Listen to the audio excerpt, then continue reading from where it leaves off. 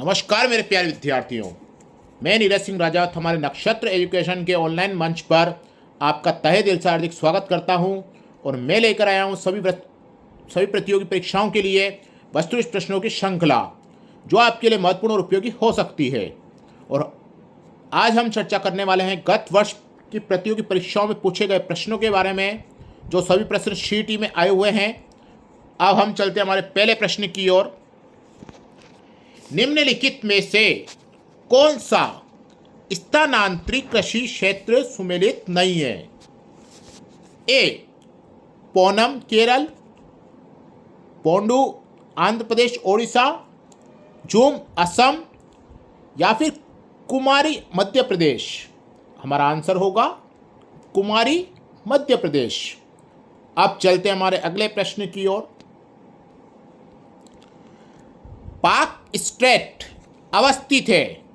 पाक स्ट्रेट अवस्थित है भारत और मालदीव के मध्य, भारत और इंडोनेशिया के मध्य, भारत और म्यांमार के मध्य और भारत और श्रीलंका के मध्य। हमारा आंसर होगा भारत और श्रीलंका के मध्य। अब चलते हैं अगले प्रश्न की ओर। निम्नलिखित पहाड़ियों में से कौन सी सतपुड़ा श्रृंखला का भाग नहीं है? निम्नलिखित पहाड़ियों में से कौन सी सतपुड़ा श्रृंखला का भाग नहीं है? ए राजपीपला, बी महादेव, सी भारनेर या फिर डी मैकाल। हमारा आंसर होगा भारनेर। अब चलते हैं अगले प्रश्न की ओर। भारत के किस राज्य में कुल क्षेत्रफल में वनों का क्षेत्रफल प्रतिशत सर्वाधिक है? भारत के किस राज्य में कुल क्षेत्रफल में वनों का क्षेत्रफल प्रतिशत सर्वाधिक है? ए अरुणाचल प्रदेश, बी नागालैंड, सी मिजोरम या फिर डी त्रिपुरा। हमारा आंसर होगा सी मिजोरम। अब चलते हैं अगले प्रश्न की ओर। शिव समुद्रम जलप्रपात किस नदी पर अवस्थित है? शिव समुद्रम जलप्रपात किस नदी पर अवस्थित है? ए कावेरी, बी श्रावती, सी गोदावरी या फिर डी पेरियार। हमारा आंसर होगा कावेरी। अब चलते हैं अगले प्रश्न की ओर। निम्नलिखित में से राजस्थान के किन जिलों के समूह में मुख्यतः कच्छारी मृदा पाई जाती है? ए भरतपुर धौलपुर, बी बांसवाड़ा डूंगरपुर, सी कोटा बूंदी या फिर डी बीकानेर जैसलमेर। हमारा आंसर होगा सी कोटा बूंदी। अब चलते हैं अगले प्रश्न की ओर।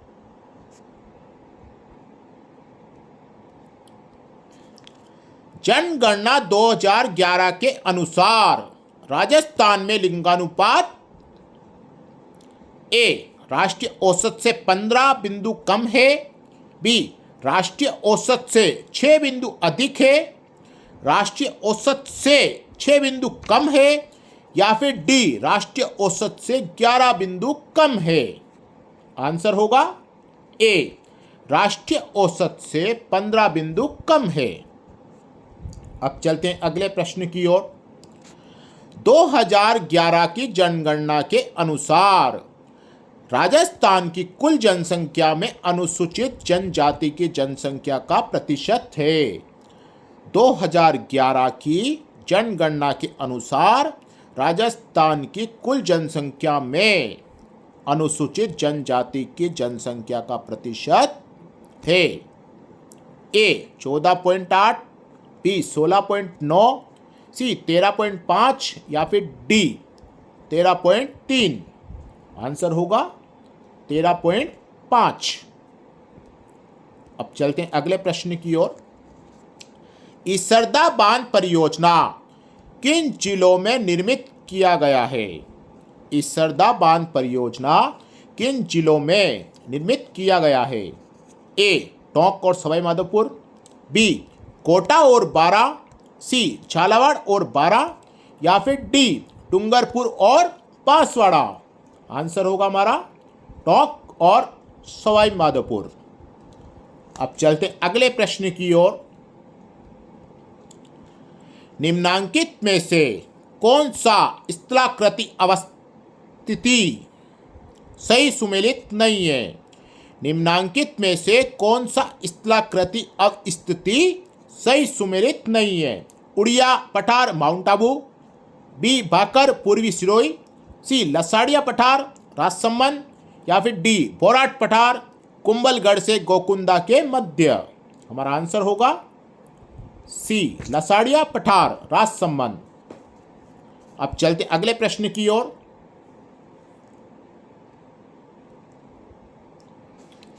राजसमंद के निम्नलिखित राजस्थान के निम्नलिखित में से किन जिलों में इंसेप्टिसॉल्स मृदा पाई जाती है? राजस्थान के निम्नलिखित में से किन जिलों में इंसेप्टिसॉल्स मृदा पाई जाती है? ए कोटा बूंदी बारा, बी पाली भीलवाड़ा सिरोही, सी जयपुर दौसा अलवर, या फिर डी जैसलमेर बाड़मेर बीकानेर। हमारा आंसर होगा पाली भीलवाड़ा और सिरोही। अब चलते अगले प्रश्न की ओर। कौन सा खनिज खनन क्षेत्र सही सुमेलित नहीं है? A rock phosphate Jamar Kotra, B manganese Kala Khuta, सी तांबड़ा काला गुमान, या फिर डी लोह अयस्क मोरिजा डाबला।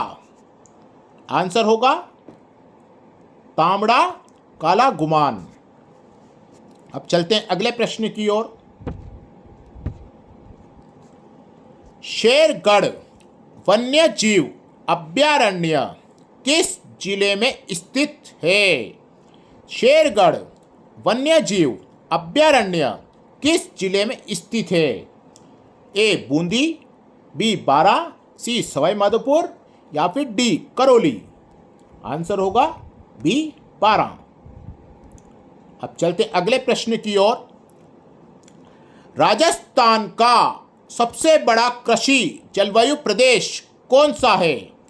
राजस्थान का सबसे बड़ा कृषि जलवायु प्रदेश कौन सा है? ए शुष्क पश्चिमी मैदान, बी अति शुष्क आंशिक सिंचित क्षेत्र, सी आंतरिक प्रवाह का शुष्क क्षेत्र, या फिर डी उप आर्द्र दक्षिणी मैदान। आंसर होगा बी अति शुष्क आंशिक सिंचित क्षेत्र। अब चलते हैं अगले प्रश्न की ओर। बीथड़ी पवन ऊर्जा परियोजना, बीथड़ी पवन ऊर्जा परियोजना राजस्थान के किस जिले में स्थापित की गई है? ए जैसलमेर, बी बीकानेर, सी चित्तौड़गढ़, या फिर डी जोधपुर। तो आंसर होगा हमारा डी जोधपुर। अब चलते हम हमारे अगले प्रश्न की ओर। राजस्थान में कौन से जिलों में जनसंख्या घनत्व 100 व्यक्ति प्रति वर्ग किलोमीटर से कम पाया जाता है? जनगणना 2011 के अनुसार। ए जैसलमेर बाड़मेर और जोधपुर, बी जैसलमेर बाड़मेर और बीकानेर, सी जैसलमेर पाली और बाड़मेर, या फिर डी जैसलमेर पाली और जोधपुर। आंसर होगा बी जैसलमेर बाड़मेर और बीकानेर। अब चलते हमारे अगले प्रश्न की ओर। राजस्थान राज्य पर्यावरण नीति किस वर्ष में घोषित की गई? राजस्थान राज्य पर्यावरण नीति किस वर्ष में घोषित की गई? ए 2008, बी 2010, सी 2013, या फिर डी 2018। आंसर होगा बी 2010। अब चलते हम हमारे अगले प्रश्न की ओर। राजस्थान के किस भाग में मक्का का सर्वाधिक उत्पादन होता है? राजस्थान के किस भाग में मक्का का सर्वाधिक उत्पादन होता है? ए दक्षिणी तथा दक्षिणी पूर्वी, बी मध्यवर्ती, सी पूर्वी या फिर डी उत्तरी। तो हमारा जो आंसर होगा वो है दक्षिण तथा दक्षिणी पूर्वी में मक्का का सर्वाधिक उत्पादन राजस्थान में होता है। अब चलते हमारे अगले प्रश्न की ओर। 2011 की जनगणना के अनुसार राजस्थान के किस जिले में न्यूनतम ग्रामीण लिंगानुपात था? ए जैसलमेर, बी पाली, सी टोंक या फिर डी धौलपुर। हमारा आंसर होगा डी धौलपुर। अब चलते हमारे अगले और अंतिम प्रश्न की ओर। खस की घास मुख्य रूप से राजस्थान में पाई जाती है? ए भरतपुर और टोंक वन विभाग में, बी पश्चिम राजस्थान में, सी दक्षिणी पूर्वी राजस्थान हाड़ौती में या फिर डी आबू पर्वत क्षेत्र में। आंसर होगा भरतपुर और टोंक वन विभाग में। ये थी हमारी आज की प्रश्नों की श्रृंखला। हम फिर मिलेंगे कल नए प्रश्नों के साथ। धन्यवाद।